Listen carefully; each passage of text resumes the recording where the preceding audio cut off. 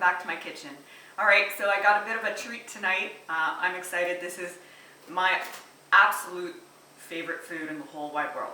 I grew up on the east coast of Canada, New Brunswick, and this was a regular type meal that we would have, and I miss it so much now that I'm on the west coast of Canada. It's Atlantic lobster. It's hard to get around here, it's pretty expensive, and I moved to a place that I can't find it anywhere nearby, but we went on a trip to Kelowna for a couple days, and they had them at the superstore. So I picked up 7 just small guys. The smaller they are, the more tasty they are, the sweeter they are, their meat. So these are all about 1 pound, going a bit over 1 pound and a little under 1 pound. They're just small little guys. Also a neat fact is you can tell from underneath if it's male or female. Like this one here is a female. She's got soft little tentacles, I don't know what you call them under there. And let's see if I can find a male. And then this guy is a male. He's got hard, more like cartilagey things underneath. So they're all alive. How you keep them alive? So we had about a 3.5–4 hour drive home. We put a bag of ice underneath, a cold damp cloth on top of the ice, put the lobster on top, and then covered it with another damp cold cloth. And then here, when we got home, I just threw it out on the porch because it's almost like a fridge temperature up there right now. So that's how you hold them, and they can last for a couple days, and if they're well kept like that. So what I'm going to do first is I'm steaming them, by the way. I've got my salted water steaming already. It's ideal if you're close to the ocean to just grab ocean water for this. I'm not, so I put a cup of salt in with my water, and that's just at the bottom. Then I put a vegetable steamer tray on top so that the lobsters aren't submerged in the water. You can boil lobster as well. I prefer to steam it. So I'm going to go ahead and throw them in. Okay, you want to make sure the water's boiling because you want to get them in there fast.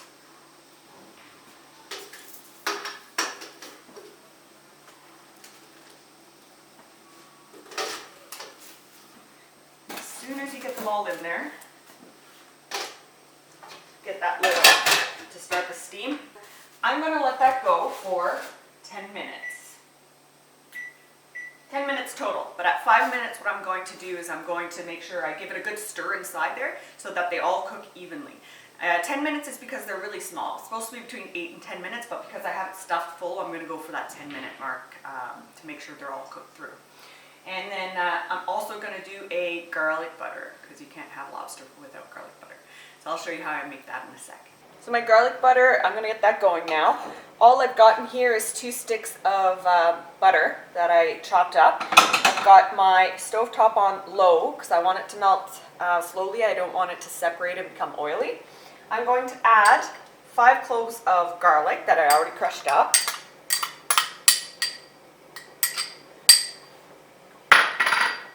About a tablespoon of parsley, fresh parsley.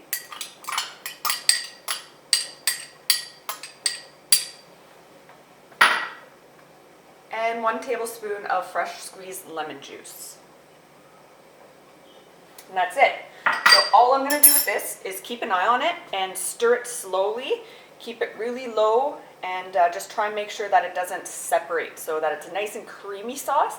So when you dip your lobster, it's not covered in oil. It's kind of more of a creamy butter that's going to stick to it really nice. So I'm going to go ahead and do that, and then I'll drain off my lobsters here soon. So it's been 10 minutes, lobsters are done. I've got water, cold water running in a drainer. And what I'm going to do is I'm going to just take the lobsters out.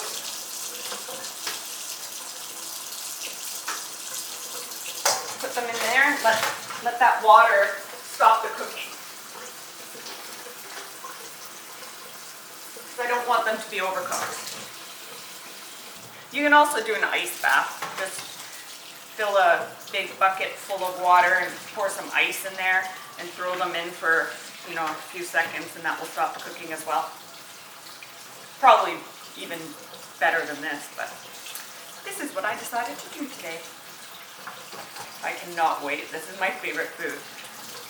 you have to be willing to get quite dirty in this meal because you don't use a fork and a knife. This is all by hand. Expect there to be some squirted up onto the ceiling and all over your clothes. All right, that's good.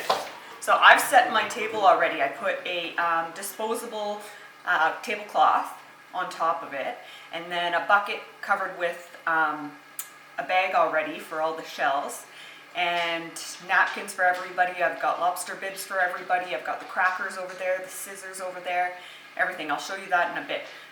This is going to be like a true lobster East Coast feast. So I'm just going to put all my lobsters here so you can see how they look. Some cooked lobsters. I'm even going to show you how to crack one open in case you've never done that before. It's probably my favorite part. All right, as you can see, I'm ready. I've got my beautiful lobster bib on, ready to go. I've got my butter lemon garlic sauce. That's all ready, and as you can see, it's like more of a creamy consistency. There's no oil in it. That's just from heating it up really slow and knowing when to remove it from the heat so that it doesn't separate. And all my beautiful lobsters are all ready to go. Okay, so I'm going to show you how I crack this guy open. These are my tools. I've got some fancy seafood cutting scissors.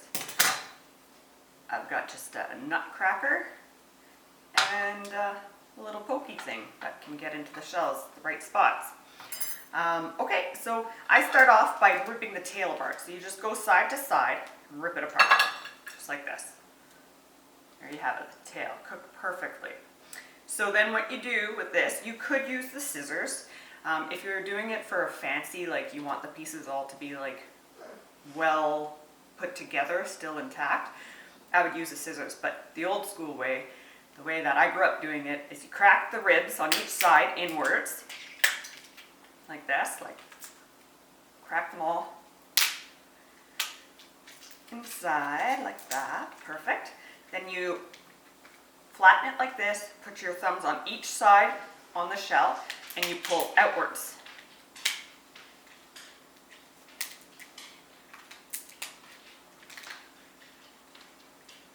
Okay. Stick your fingers in there.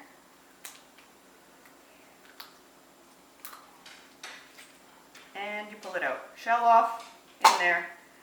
You've got perfectly intact tail. So now you're not done. In a lobster, this is where the yucky stuff comes out. So what you want to do is there's a little top layer like this, and you want to peel that back. Peel it back all the way, because there's going to be like a little vein of stuff you're going to want to get rid of. I'm going to throw that in my bucket.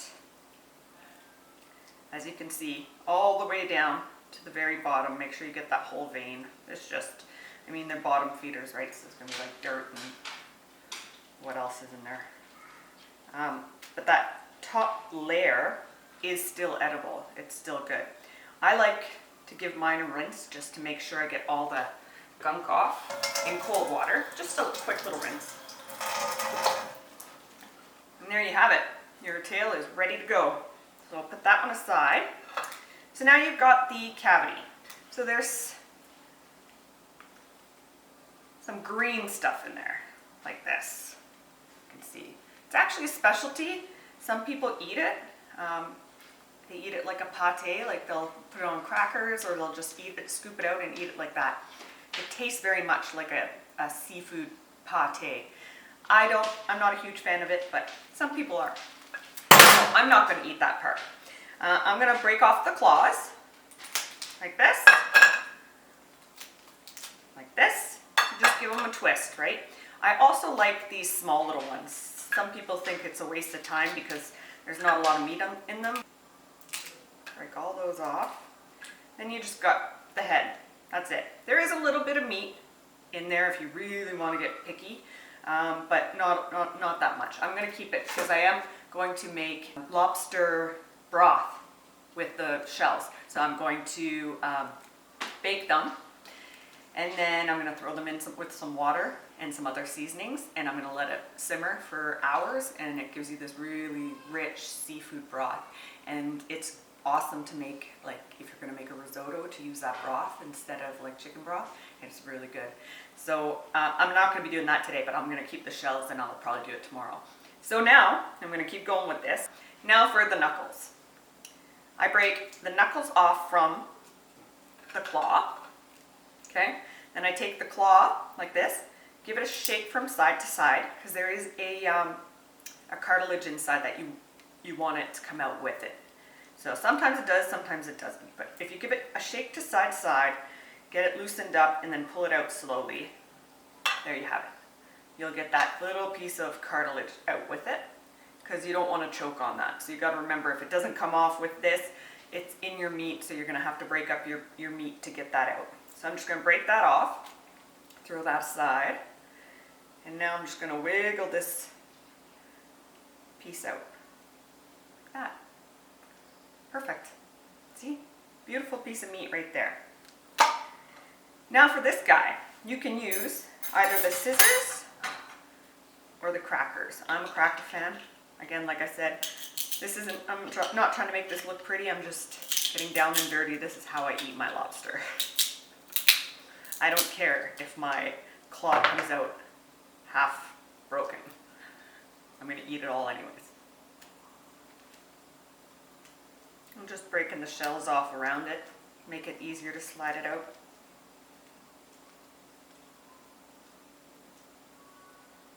And there you have it.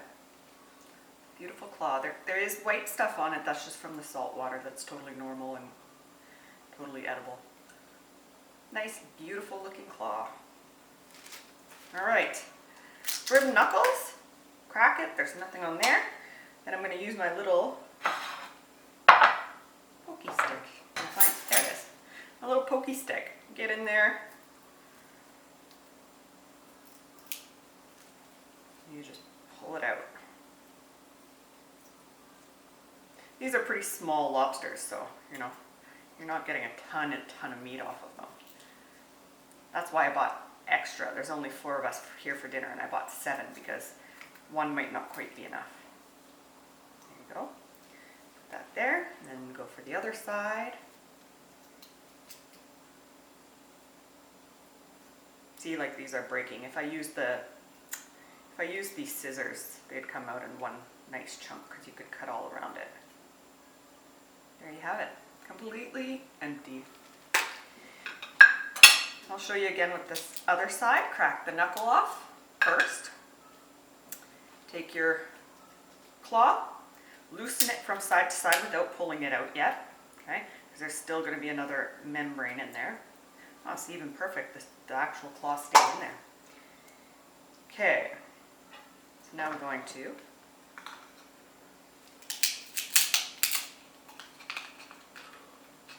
crack it.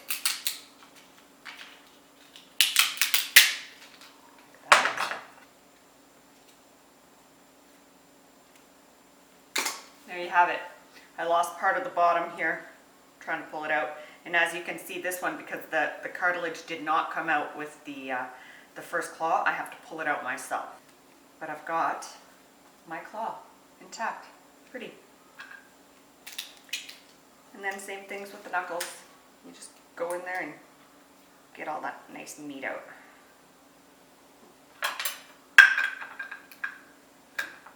I sometimes like what I just did there, because they're so pokey sometimes, and it can hurt your fingers to try and like split it apart. But if you put a hole in between the knuckles and put your finger in there and twist, it comes apart way easier.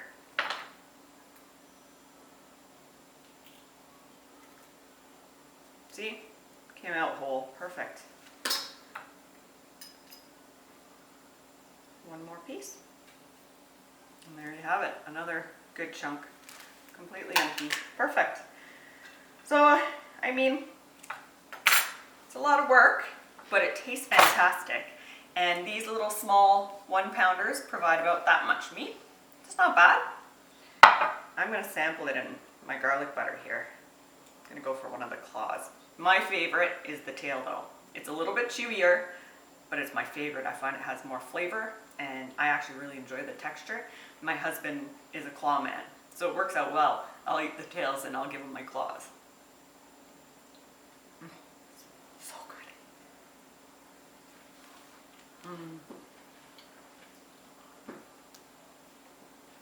Delicious. Like, the meat from these smaller lobsters is really sweet and like it's really soft meat. It's not overcooked at all. 10 minutes I think was perfect because I had so many in there that I wanted to make sure they all got that good cook through. So there you have it. This is how I crack my lobsters. And if you keep watching, I'll show you my setup at the table for this lobster feast. And also like the video and subscribe to my channel if you want to see more.